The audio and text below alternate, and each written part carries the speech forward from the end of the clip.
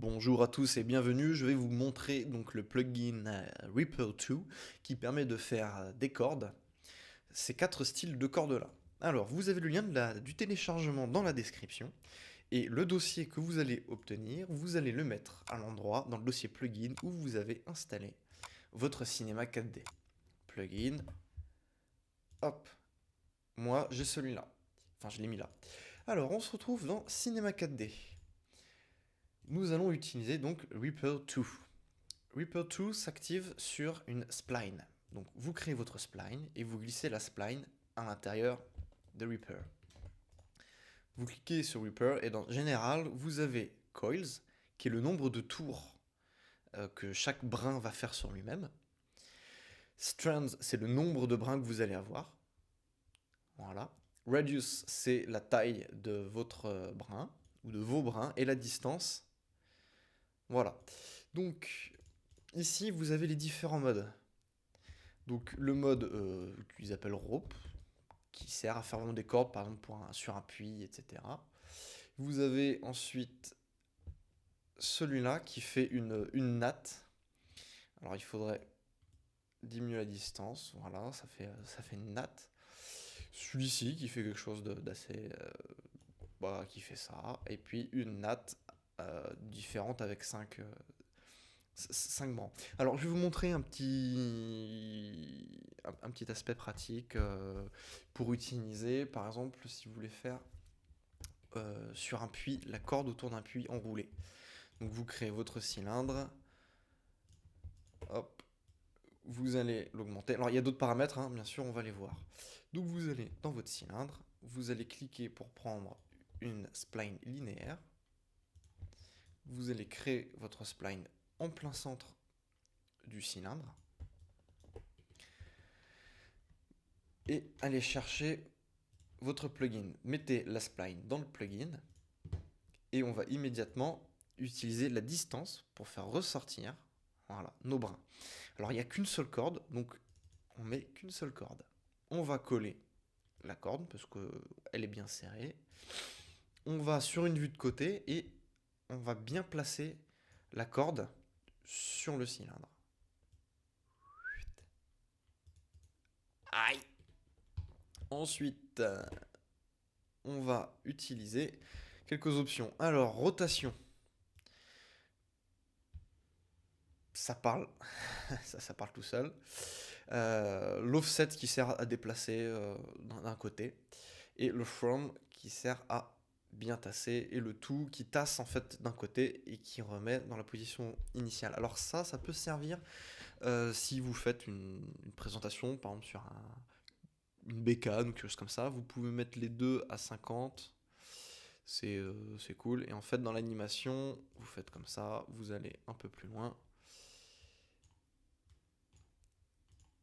Voilà. Et ça peut faire des apparitions un petit peu sympathiques, hein, un petit peu parce que ça va pas bien loin. Donc voilà, ça c'était une petite idée. Alors, multi-shade mode, ça permet de voir si vous avez plusieurs brins. Voilà, ils auront chacun une couleur différente. Voilà, là ça ne nous intéresse pas. Alors ça fonctionne dans le rendu uniquement si vous ne mettez pas de matériaux. Ensuite, il y a scaling qui permet de toucher un seul côté, baisser la taille ou de l'augmenter. La rotation qui bouge les polygones en fait. Voilà. Si vous avez l'intention après de le remodifier, passer en objet éditable, ça peut être utile. Et alors là, c'est le paramètre assez intéressant, j'ai trouvé. Start Grow, donc du coup, ça donne l'impression que la corde vient s'enrouler autour. Et End Grow, c'est l'un dans l'autre sens, tout simplement. Ça, touchez pas, ça ne fait que rendre votre truc moche. Ensuite, ça, c'est la fin. Donc, Start et End, c'est les bords, les extrémités. Donc, on met en filet. On s'approche. Alors, si ça vous fait un truc chelou, voilà, si ça vous fait quelque chose comme ça, c'est simplement le radius, donc il faut diminuer. Vous l'augmentez de manière à fermer. Et après, vous augmentez le step pour que ça soit plus fin. Paf, voilà. Puis vous fermez, tout simplement. Et c'est ici que vous allez choisir le type de filet que vous voulez avoir. Donc il y en a plusieurs. Ensuite, ce qui est intéressant, c'est dans l'interpolation, si vous voulez avoir une corde beaucoup plus fine que quelque chose de grossier comme ça, là on voit bien les polygones bien dégueulasses. Vous augmentez, donc vous vous mettez en naturel, vous augmentez le number, voilà, donc vous voyez que ça se densifie très rapidement, et ensuite le side. Voilà, donc vous avez vu ici ce qui s'est passé, et maintenant dans votre rendu, vous avez quelque chose de bien lisse et de bien propre. Alors faites attention parce que, mine de rien, vos cordes sont longues, et là on a déjà presque 200 000 polygones sur juste ma corde, hein. Bon après, honnêtement, ce programme peut gérer plusieurs millions de polygones sans souci, en fonction de la puissance de votre PC, bien entendu. Donc voilà, pour faire vos cordes. Et j'avais une deuxième petite chose, si vous avez envie de faire des lacets ou dans les habits, si vous avez besoin de tresses ou de choses comme ça, de lanières de cuir qui sont tressées. Donc on va dire que ça c'est notre personnage.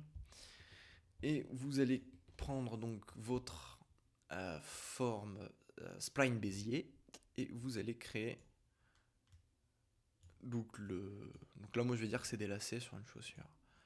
Donc vous créez votre lacet. Voilà, c'est magique. Vous allez le placer dessus.